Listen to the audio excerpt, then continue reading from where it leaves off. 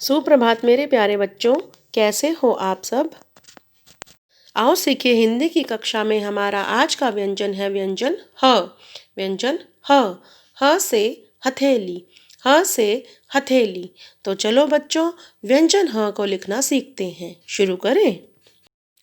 Pencil को बिंदु पर रखा और एक छोटी सीधी रेखा लगाई इस प्रकार से। अब एक छोटा ड डमरू बनाया इस प्रकार से। अब ड डमरू बनाते बनाते रुक गए और यहाँ पर पेंसिल को रखकर एक आधा गोला बनाते हुए थोड़ा ऊपर की तरफ ले गए इस प्रकार से और ऊपर शिरोरेखा बनाई। ये है व्यंजन ह। व्यंजन ह। पेंसिल को बिंदु पर रखा और एक ड डमरू बनाया इस प्रकार से। अब ड डमरू बनाते बनाते रुककर यहाँ पर पेंसिल को रखा, एक आधा गोला बनाते हुए ऊपर की तरफ ले गए इस प्रकार से और ऊपर शिरोरेखा लगाई इस प्रकार से। ये है व्यंजन ह। ह। तो बच्चों, आज हम सीख रहे हैं व्यंजन ह। ह से हाथी। ह से हाथी। ह से हथेली। ह से हथेली। पेंसिल को बिंदु पर रखा और ड डमरू बनाया इस प्रकार से।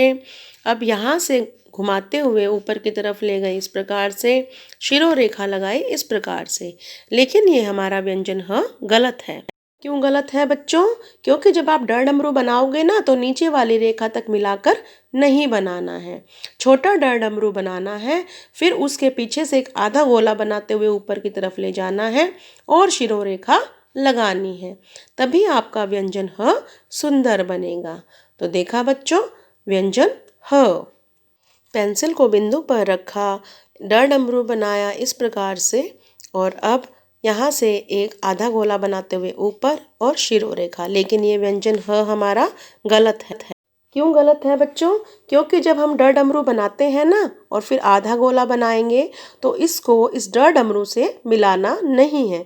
अगर आप इसको ड डमरू से इस प्रकार से मिलाते हुए ऊपर की तरफ लेके जाओगे तो आपका ह गलत हो जाएगा।